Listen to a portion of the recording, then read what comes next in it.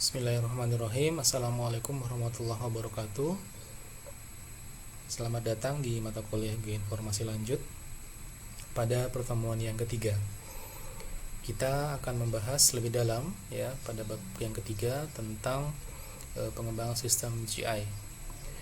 Seperti biasa, materinya sebagian besar akan diambil dari buku yang saya tulis yang berjudul Ilmu Geoinformatika, Observasi hingga Validasi yang diterbitkan oleh UB Press pada tahun 2018 yang lalu. Nah, pada pertemuan ketiga ini kita akan membahas lebih detail tentang desain dan implementasi algoritma dan sistem ya. Dalam algoritma analisis spasial itu ada dua paling tidak yang bisa saya sampaikan, ada pemanfaatan graf dan modeler serta neural network. Kemudian ada implementasi perangkat keras, contohnya seperti apa, ada contoh implementasi perangkat lunak, algoritma sistem, dan implementasi antarmuka pengguna baik yang berbasis desktop maupun berbasis mobile. Nah, algoritma analisis spasial itu penting dan biasanya selalu dimulai dengan input ya, memasukkan input data yaitu data geospasial. Dalam tahap ini ya, pengembang, developer, peneliti harus sudah memastikan bahwa data yang akan digunakan sebagai input merupakan data yang berkualitas dan valid atau bisa dipertanggungjawabkan kebenarannya. Nah, apa yang dimaksud dengan kualitas dan validitas? Yang maksud dengan kualitas adalah resolusi dan struktur datanya ya. Jadi resolusi sudah jelas ya, berapa resolusi spasialnya, resolusi temporalnya, resolusi radiometriknya dan lain sebagainya. Kemudian struktur datanya itu akan juga sudah kita pastikan apakah kita akan menggunakan data raster atau data vektor. Sementara validitas itu terkait dengan sumber datanya ya. Apakah kita mendapatkan dengan hasil survei atau hasil data secondary ya, data yang sudah diolah sebelumnya atau dari data dari institusi tertentu yang memang sudah valid. Itu harus dipastikan dulu. Nah, analisis pada geospasial itu biasanya harus berbasis multidata dan multitemporal. Artinya, data yang digunakan itu harus lebih dari satu jenis ya, dalam jangka waktu yang panjang dan memiliki referensi geografis. Karena kalau dia tidak memiliki referensi geografis, berarti dia bukan data geospasial, dia hanya data spasial biasa. Dan ukuran pixel serta ukuran luasan harus sama, harus konsisten, karena kalau tidak pasti analisis tidak bisa dijalankan ya. Nah, ini contoh graf dan modeler. Di sebelah kiri itu adalah graf, di sebelah kanan adalah modeler. Tapi sebetulnya ini sama saja pada prinsipnya, hanya istilahnya saja yang berbeda ya. Yang digunakan graf digunakan istilahnya pada perangkat lunak Snap, modeler dipakai pada perangkat lunak GeoJS maupun Idrisi yang sekarang berubah menjadi Terset ya. Nah, intinya kita perlu menginputkan minimal dua data untuk melakukan analisis. Contohnya misalnya untuk melakukan analisis interferogram ya, kita melakukan stack dari dua data, melakukan cross correlation, kemudian digabungkan, lalu menjalankan algoritma interferogram, lalu kita melakukan koreksi fase topo ya, topographic correction, lalu melakukan filtering, kemudian kita akan mendapatkan informasi land subsidence ya, penurunan maupun land uplift, kenaikan muka lahan. Kemudian kita juga bisa melakukan analisis menggunakan multi kriteria ya, MCE, dengan bantuan algoritma fuzzy. Input datanya banyak ya, misalnya jarak jaringan jalan ya, jenis tanah, kemudian penggunaan tanah, kemudian jarak dari lahan konservasi ya atau lahan hutan lindung, kemudian jarak dari badan air, kemudian kelerengan dan lain sebagainya dengan syarat-syarat tertentu. Kemudian diolah menggunakan fuzzy untuk menekan uncertainty, karena fuzzy itu rank nilainya antara 0 hingga 1 ya, lebih mendekati dunia nyata. Kemudian kita bisa mendapatkan outputnya, lalu kita menjalankan multi criteria evaluation, lalu kita bisa lihat hasilnya seperti apa ya, di mana lokasi yang paling sesuai, misalnya untuk pemukiman, untuk pabrik, untuk industri, untuk perkebunan dan lain sebagainya. Kemudian pada neural network, pada jaringan saraf tiruan, inputnya sama, data spasial, hanya di sini kita menggunakan bantuan algoritma jaringan saraf tiruan, di mana ada beberapa input, ada hidden layer dan ada outputnya.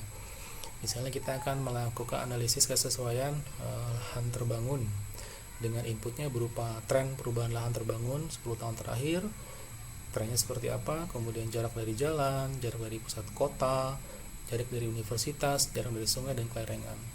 Pada hidden layer kita bisa menggunakan 1, 3, 5, nanti kita bisa bagaimana hasilnya, mana yang lebih baik, yang paling mendekati real ya. Kemudian outputnya adalah berupa land use-nya. lahan terbangun, vegetasi, hutan, dan air ya. Sekarang sudah mulai banyak dikembangkan GI system berbasis neural network, bahkan sudah masuk ke dalam deep learning ya, pembelajaran lebih dalam lagi secara otomatis. Kemudian untuk implementasi perangkat keras biasanya akan berangkat dari definisi kebutuhan yang sudah dilakukan pada tahap sebelumnya. Misalnya apakah akan berbasis desktop atau mobile. GI system ini akan berbasis cloud service atau tidak misalnya. Nah, contohnya biasanya perangkat keras yang digunakan dalam implementasi akan dideskripsikan secara sederhana seperti berikut ini. Misalnya menggunakan PC Dell Inspiron dengan layar 21 inch, ukuran pixel 1366 x 768. Kemudian menggunakan core Intel processor i7 2,5 GHz dengan memori random access-nya 128 GB, menggunakan GPU-nya Nvidia GeForce 16 GB dan kapasitas hard disk-nya 2 TB, sudah memanfaatkan SSD untuk efisiensi dan efektivitas. Jadi mengutamakan kecepatan ya.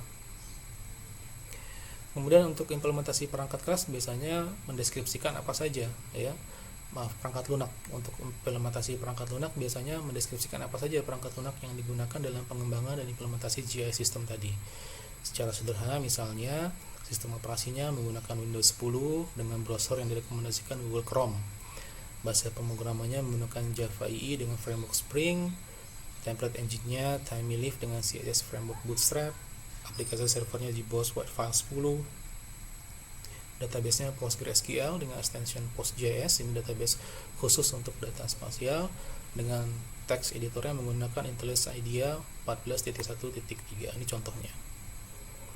Kemudian untuk algoritma sistem biasanya kita akan menggambarkan dalam sebuah sitemap ya, dari mana sistem akan memulai dan selesai. Misalnya kita akan mulai dengan klik tombol beranda, kemudian akan menampilkan tombol start tracking, klik start tracking, lalu kita akan mendapatkan data location. Kemudian kita akan stop, kalau stop ini sudah ya, kalau ya kita akan langsung masuk ke form ya. Formnya kita masukkan, kita klik tombol finish lalu mengirim data tracking dan selesai. Itu contoh algoritma dari sebuah sistem. Nah, kemudian untuk implementasi interface-nya biasanya kita menggunakan kombinasi tombol dan simbologi yang dijadikan satu. Nah, ini sudah saya sampaikan pada pertemuan sebelumnya, bahwa user harus mampu memahami tombol-tombol dan simbologi-simbologi tersebut ya, tanpa ada bantuan teksnya, tanpa ada informasi deskripsinya. Itu disebut dengan self-explanatory ya, atau artinya user sudah dengan hanya melihat simbol saja, dengan melihat gambar tombol saja, user sudah mengerti fungsi ya, kira-kira kalau menekan tombol tersebut apa yang akan tampil, begitu ya. Misalnya tanda plus, maka user sudah memahami, oh berarti ini akan melakukan zoom in, tanda minus berarti zoom out ya. Kemudian warna merah, oh berarti itu berarti sangat tidak aman, warna hijau berarti sangat aman, dan seterusnya. Jadi simbol tombol itu sangat penting dalam sebuah sistem GI ya. Kemudian kita akan masuk ke self assessment 1. Silakan Anda melakukan evaluasi dari sistem GI, kemudian melakukan analisis seperti berikut ini. Masuk ke magma.isdm.co.id. Ini adalah sebuah web.js yang dikembangkan oleh pemerintah ya. Kemudian Anda lakukan arsitektur, gambarkan kira-kira menurut pengetahuan Anda bagaimana dengan arsitektur sistem GI ini ya, dikira-kira saja. Kemudian setelah Anda melakukan eksplorasi, apa saja kebutuhan fungsional dan non fungsional yang terpenuhi ya. Oh, dari ISDM ya, dikembangkan oleh ISDM ya. Kemudian gambarkan dalam bentuk diagram alir sitemap dari GI system tersebut untuk semua fitur-fiturnya. Ada beberapa fitur di sana bisa Anda eksplorasi. Kemudian menurut Anda, setelah Anda mendapatkan materi di pertemuan pertama, kedua, dan yang ketiga kali ini, apa saja kualitas perangkat lunak yang sudah terpenuhi? Jelaskan alasan Anda ya. Misalnya portability-nya, kenapa? Accessibility-nya, kenapa? Compatibility-nya, kenapa? Ya. Kemudian lakukan juga assessment apakah simbol yang digunakan telah memenuhi syarat self-explanatory ya. Kemudian yang kedua, lakukan perbandingan dengan hal yang sama, dengan menjawab beberapa list pertanyaan yang sama. Lakukan hal yang sama untuk WebKit FIMS ya. FIMS ini Fire Information for Resource Management System ya, ini merupakan informasi spasial kebakaran lahan ya, yang dikembangkan oleh NASA, lembaga antariksa milik Amerika Serikat. Kemudian Anda lakukan juga assessment yang sama dengan pertanyaan yang sama, kemudian Anda bandingkan. Akan lebih baik jika Anda membuat sebuah tabel sehingga kita bisa melihat variabel yang Anda bandingkan. Oke, demikian untuk pertemuan yang ketiga ini. Terima kasih. Jika ada pertanyaan atau hal-hal yang ingin didiskusikan, silakan kirim ke email saya fotoramdhani@ub.ac.id. Terima kasih. Assalamualaikum warahmatullahi wabarakatuh.